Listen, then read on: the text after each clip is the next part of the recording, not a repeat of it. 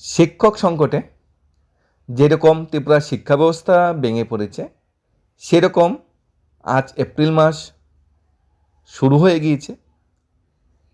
Maximum সরকারি কর্মচারীরা যেখানে বেতন পেয়ে গিয়েছে, সেখানে কিন্তু এডিসির কর্মচারীরা বেতন পায়নি। পাশাপাশি ৩৬৫ জন শিক্ষক বা কম্পিউটার টিচার যারা চাকরি হারালেন।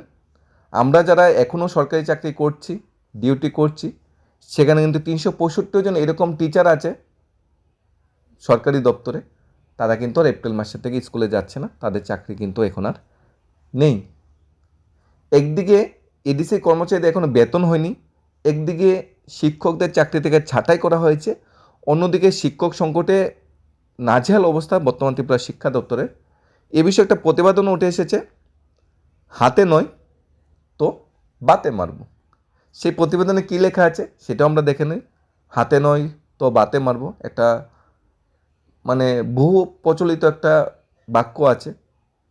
কারোকে হাতে বা যুদ্ধ করে যদি মারা না যায়, ওকে কষ্ট দিয়ে অভাবে কিভাবে মারা যায় সেই পরিকল্পনা। এখানে এই প্রতিবেদনটা উঠে এটা আমরা পরে কাভার আপ করার চেষ্টা করব। এডিসি কর্মচারীদের কিন্তু এখনও কিন্তু বেতন হয়নি, মাস পেরিয়ে গেল, এখনও কর্মচারীদের হাতে বেতন পায়নি। অন্তত সোমবার আগে বেতন হবে কি না সে বিষয়ে অনিশ্চয়তায় পড়েছে। কর্মীদের মধ্যে বেতনের দেরি এখন নিয়মিত ঘটনা পরিণত হয়ে গিয়েছে। অবসরপ্রাপ্ত কর্মচারীরা যেমন পেনশন পাচ্ছে না, এরকম নিয়মিত যে কর্মচারীরা আছে তারা এডিসিতে ঠিকঠাক সময় মতো বেতন পাচ্ছে না। সেটা কিন্তু বর্তমান সময়ে দাঁড়িয়ে খুবই উদ্বেগজনক বিষয়। কারণ কর্মচারীরা সারা মাস কাজ করার পর মাসে 1-2 তারিখ বেতন প্রাপ্য তাদের, সেটা কিন্তু অ্যাডভান্স কর্মচারীদের বেতন দেওয়া হয় না, সেটা কিন্তু সারা মাস কাজ করার পর সেই কর্মের যে আমাদের কর্ম বা আমাদের পরিশ্রমের ভিত্তি করে বেতন দেওয়া হয়। কিন্তু এখন দেওয়া যাচ্ছে এডিসি এরিয়াতে 2, 3, 4 তারিখ 5 তারিখ পেরিয়ে যায়, কিন্তু বেতন হয় না। সেটা অবশ্যই প্রশাসনিক ব্যর্থতা, সেটা নিয়ে অবশ্যই প্রশাসনের চিন্তা করা দরকার। এখন কেউ বিদ্যালয়ে যাচ্ছে, কেউ স্কুলে যাচ্ছে, কেউ অফিসে যাচ্ছে, হয়তো বেতন হয়নি, 2 দিন পরে হয়তো বেতন হয়ে যাবে, সোমবারে বেতন হয়ে যাবে। কিন্তু এরকম ৩৬৫ জন কম্পিউটার শিক্ষক আছে যারা এখন আর স্কুলে যাচ্ছে না, তাদের চাকরি শেষ, চাকরি থেকে ছাঁটাই। একটা চাকরি বা একটা কর্মসংস্থান হওয়াটা বিরাট বড় একটা ড্রিম থাকে, স্বপ্ন থাকে এক চাকরি পাওয়াটা, কিন্তু চাকরি হারানোটা কিন্তু বিরাট বড় একটা ধাক্কা। একমাত্র যারা চাকরি হারিয়েছে একমাত্র তারা বলতে পারবে চাকরি হারানোর যে ব্যথাটা সেটা কীরকম। হঠাৎ করে আমি একদম হঠাৎ করে আমি বেরোজগার, আমি এতদিন শিক্ষকতা চাকরি করতাম, এখন আমি কী করব এখন?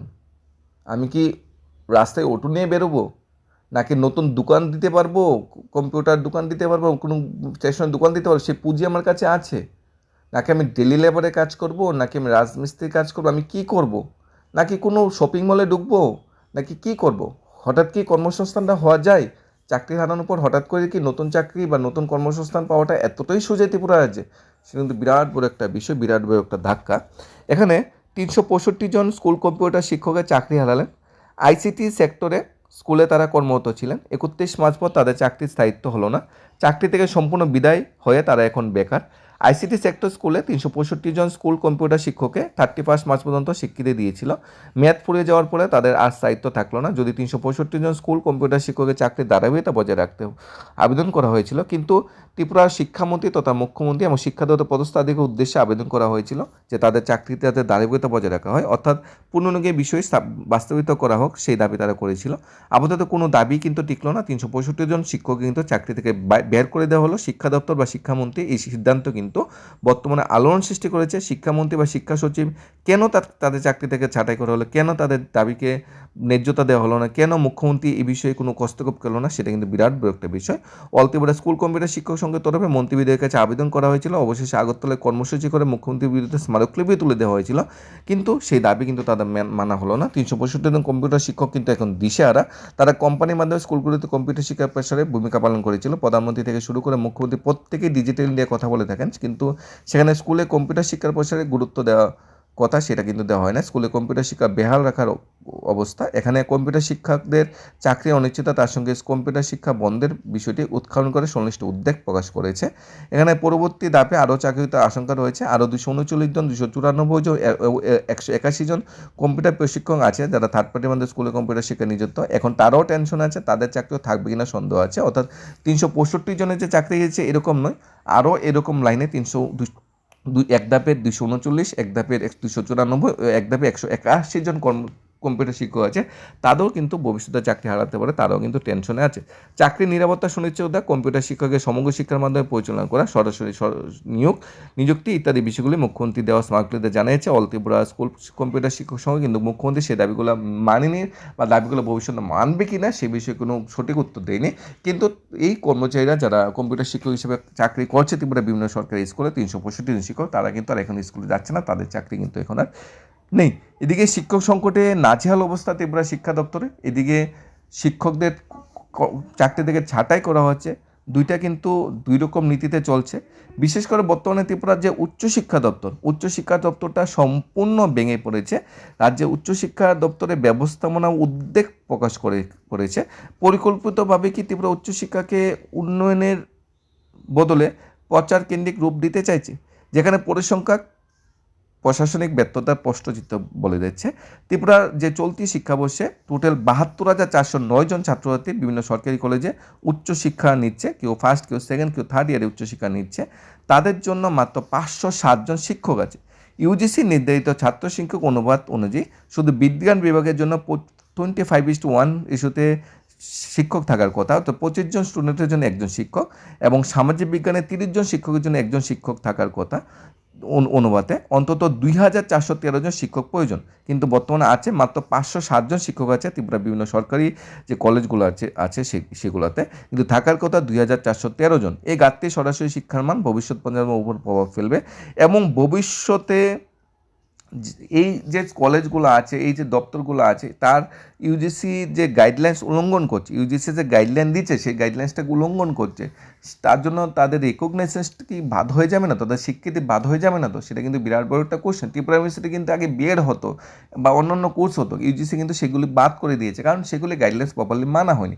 ইউজিসি যেখানে বলেই দিয়েছে ত্রিপুরা মানে যতজন ছাত্রছাত্রী আছে তার অনুপাতে 2,413 জন শিক্ষক থাকার কথা সরকারি কলেজগুলোতে, সেখানে আছে 507 জন, তাহলে সরাসরি এটা ইউজিসি গাইডলাইন উল্লঙ্ঘন করা হচ্ছে। প্রথমত 2018 সালে বিজেপি ক্ষমতা আসার আগে পূর্বনির্মিত 145টি সরকারি প্রবক্তা পদে নিয়োগ প্রক্রিয়া বাতিল করেছিল, অর্থাৎ গভর্নমেন্ট প্রতিষ্ঠিত হওয়ার পরই 185টি সরকারি কলেজে অধ্যাপক নিয়োগের যে ভ্যাকেন্সিগুলো বেরিয়েছে সেগুলো সরকার বাতিল করে দিয়েছে, কোনো যুক্তি দিয়েছে যে স্বচ্ছন্দ নির্ণীতে। কিন্তু দীর্ঘ সময় পেরিয়ে গেলেও ওই সরকারি অধ্যাপকগুলোর ক্ষেত্রে বিধির জটিলতা কাটেনি। অভিযোগ প্রায় 40 বছরের পুরানো নিয়মে গেরাগলে আটকে আছে নিয়োগ প্রক্রিয়া। উল্লেখযোগ্যভাবে ইউজিসি সরকারি প্রবক্তা নিয়োগ কোনো সর্বোচ্চ বয়সসীমা নির্ধারণ করেনি, তবু রাজ্য সেই স্পষ্টতা নেই। দ্বিতীয়ত, কলেজে গেস্ট লেকচার নিয়োগের ক্ষেত্রে গুরুত্ব অনিয়ম অভিযোগ দিয়েছে। ইউজিসি নির্ধারিত মানদণ্ড উপেক্ষা করে পরিকল্পিত প্রার্থীদের নিয়োগ করে দিয়েছে সরকার। সাম্প্রতিক তথ্য অনুযায়ী মোট 432 জন পদের মধ্যে 554 জন গেস্ট লেকচারের প্রয়োজনীয় যোগ্যতা ছাড়াই দায়িত্ব পালন করছে। বর্তমানে কিন্তু ইউজিসি যে গাইডলাইন, সেখানে গেস্ট লেকচারের জন্য কিন্তু নেট, স্লেট কিংবা পিএইচডি কোয়ালিফাই হতে হয়, কিন্তু দেখা যাচ্ছে ম্যাক্সিমাম কলেজগুলোতে শুধুমাত্র মাস্টার ডিগ্রিতে 55% বা এসসি এসটিতে 50% যারা মার্কস আছে তারা গেস্ট লেকচারে কাজ করছে, সেটাও কিন্তু ইউজিসির যে গাইডলাইন সেটাকে উল্লঙ্ঘন করছে। ফলে পাঠদানের মান ক্রমশ নিম্নমুখী হচ্ছে এবং শিক্ষার্থীর সঠিক দিক নির্দেশনা থেকে বঞ্চিত হচ্ছে। এগুলোতে কর্ণাটক হাইকোর্টের সাম্প্রতিক রায় বিশেষভাবে উল্লেখযোগ্য। এই রায়ে স্পষ্টভাবে বলা হয়েছে গেস্ট লেকচার হিসাবে নিয়োগ পেতে গেলে হলে প্রার্থীকে নেট, স্লেট, পিএইচডি ডিগ্রি অবশ্যই অর্জন করতে হবে। এই নির্দেশিকা রাজ্যে কার্যকর না হওয়ার প্রশ্ন উঠেছে প্রশাসন সদিচ্ছা নিয়ে। সমুদ্র আদালতের নির্দেশে 21 জন পিজি শিক্ষককে সরকারি প্রবক্তা হিসেবে অন্তর্ভুক্ত করা হয়েছে। এই ঘটনার সামনে রেখে দাবি করেছে এই পদ্ধতিতে রাজ্যে 178 জন গেস্ট লেকচার অন্তর্ভুক্ত করা হোক। শিক্ষামূলের মতে এতে অন্তত 80% শিক্ষক সংকট কমানো সম্ভব হবে, বিশেষজ্ঞরা সত্য করে দিচ্ছেন। যদি এই পরিস্থিতির দ্রুত সমাধান না হয় তাহলে বিষয়টি আইনি চ্যালেঞ্জের মুখে পড়বে, বিশেষ করে সহকারী অধ্যাপক বা অ্যাসিস্ট্যান্ট প্রশাসন নিয়োগ প্রক্রিয়া বা গেস্ট লেকচার নিয়োগী দুটো ক্ষেত্রে আদালতে মামলা হলে স্থগিতাদেশ জারি হওয়ার সম্ভাবনা রয়েছে। সেই পরিস্থিতিতে 507 জন শিক্ষক দিয়ে 72,409 জন ছাত্রদের পড়াশোনা করানো কার্যত অসম্ভব হয়ে পড়বে। তাই সরাসরি প্রভাব পড়তে পারে রাজ্যের কলেজগুলো শিক্ষিতের উপর। ইউজিসি নির্ধারিত মানদণ্ড পূরণ না করলে একাধিক কলেজে এফিলিয়েশন বাতিল হওয়ার আশঙ্কা রয়েছে, ফলে উচ্চশিক্ষা ব্যবস্থা একটা বড় সংকটের মুখে দাঁড়াবে। সেই পরিস্থিতিতে শিক্ষাবিদদের একাংশের মতে সরকার যদি দ্রুত পদক্ষেপ নিয়ে নিয়োগ প্রক্রিয়া স্বচ্ছ কার্যকর না করা হয়, তাহলে যোগ্য শিক্ষকদের অন্তর্ভুক্তির ব্যবস্থা না করে, তাহলে ভবিষ্যতে পরিস্থিতি আরও জটিল থেকে জটিল হয়ে পড়বে। শুধু ঘোষণায় নয়, বাস্তব পদক্ষেপ নেওয়ার জন্য সবাই দাবি জানিয়ে আসছে। এখানে উচ্চশিক্ষা দপ্তরে 2413 জন মানে প্রফেসর নিয়োগ করার কথা, নিয়োগ আছে 507 জন, অর্থাৎ আরও প্রায় 1800-র মতো চাকরি দিতে পারে সরকার সদিচ্ছা থাকলে। সরকার এখানে দিচ্ছে না। শিক্ষা দপ্তরও এরকম প্রচুর শিক্ষক শূন্যপদ পড়ে রয়েছে, সরকার চাইলে দিতে পারে, কিন্তু সরকার এখানে দিচ্ছে না। যেখানে স্কুলগুলিতে কম্পিউটার শিক্ষক নিয়োগের কথা, সেখানে কম্পিউটার শিক্ষক যারা চাকরি করছে তাদের শিক্ষক থেকে ছাঁটাই করা হচ্ছে। যেখানে মাসে 1-2 তারিখ বেতন পাওয়ার কথা, সেখানে 3-4 তারিখ হলেও বেতন পাওয়া যাচ্ছে না। সব কিছু মিলে একটা প্রতিবেদন উঠে এসেছে, হাতে নয়তো বাতে মারবো। সেই প্রতিবেদনে অনেক কিছুই বলা আছে, সব কিছু এখানে বলা সম্ভবও নয়। এখানে বলা আছে হাতে নয়তো বাতে মারবো। সিনেমার অন্যতম এই ডায়লগ এখন এই দেশ, এই রাজ্যের জনগণের জীবনে যেন নিদারুণ অভিশাপ হয়ে নেমে এসেছে। সেখানে 2014 সালের কিছু স্বপ্ন যেটা বলা হয়েছিল, সেই স্বপ্নের কথা বলা হয়েছে। 2018 সালে ত্রিপুরায় ডাবল ইঞ্জিনের প্রতিষ্ঠিত হওয়ার পর যে স্বপ্নটা দেখা হয়েছিল, সেই স্বপ্নের কথা বলা হয়েছে। এখানে নোটবন্দি, করোনা মহামারীর অভিশাপের কথা বলা হয়েছে। এখানে 2026 সালে এই দেশ ও রাজ্যের মানুষের হয়তো মনে পড়ে যে তাদের হাতে নয়তো বাতে মারার ব্যবস্থা করা হচ্ছে। এখানে বিশেষ কিছু মিডিয়াকে উল্লেখ করা হয়েছে, বিশেষ কিছু মিডিয়া বা যাই কিছু 2014 সালের পর যে তাদের কার্যক্রম, সেটা এখানে তুলে ধরা হয়েছে। এদের বৃহৎ অংশ মানুষকে বিনামূল্যে গ্যাস সিলিন্ডার দেওয়ার কথা হয়েছিল বনজ সম্পদ রক্ষা করার জন্য। বিদ্যুৎ সাহায্যের জন্য বাড়ি বাড়ি গ্যাসের লাইন পুছে দেওয়ার কথা বলা হয়েছিল, কিন্তু আজ দিন সুশাসন রাজ্যে এখন সিলিন্ডার গ্যাস হোক বা পাইপলাইন, সকাল সন্ধ্যায় মর্জিমাফিক দাম বাড়ানো হচ্ছে। মুনাফায় ব্যবসায়ীদের হাতে পাল্লা দিচ্ছে এজেন্সি, যাদের কেন্দ্র রাজ্য সরকারের নিয়ন্ত্রণ রয়েছে। শুধু রান্না গ্যাসে নয়, ক্রমাগত দাম বাড়ানো হচ্ছে বাণিজ্যিক গ্যাসেরও, এবং পাম্প কিংবা গলা ধাক্কা খেতে হচ্ছে মানুষকে। আসলে দেশ ও রাজ্যের মানুষের এখন বেঁচে থাকা অসম্ভব কঠিন হয়ে পড়েছে। এখানে এদিকে গ্যাসের অকাল, অন্যদিকে গ্যাসের মূল্যবৃদ্ধি, অতিরিক্ত খরচ সামালতে গিয়ে এখন ছোটোখাটো হোটেল, খাবারের দোকান বন্ধ হয়ে যাচ্ছে। অর্থাৎ যে সুশাসনের কথা বলা হয়েছে, সেই সুশাসন কতটুকু আছে? হাতে নয়তো বাতে মারা যে উপক্রম সৃষ্টি হয়েছিল, সেখানে প্রতিশ্রুতি অনেকটা ছিল। 2014 সালের কেন্দ্রীয় সরকার প্রতিষ্ঠিত হওয়ার পর অনেক প্রতিশ্রুতি ছিল, যদিও সবগুলি মানে কাগজপত্রে ছিল, সবগুলি 100% বাস্তবায়ন করা কোনোভাবেই সম্ভব হয়নি।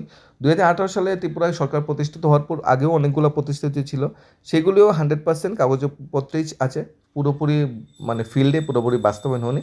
আশা করা যাচ্ছে এই প্রতিশ্রুতিগুলি বাস্তবায়ন করে যে মানে হাতে নয়তো বাতে মারব যে উপক্রম, সেটাকে নেগেটিভ প্রমাণ করবে বর্তমান সরকার। সেটাকে নিয়ে একটু ভাববে যে হ্যাঁ, আমরা জনগণের ভোটে নির্বাচিত হয়েছি, জনগণ আমাদের ফার্স্ট প্রায়োরিটি। জনগণের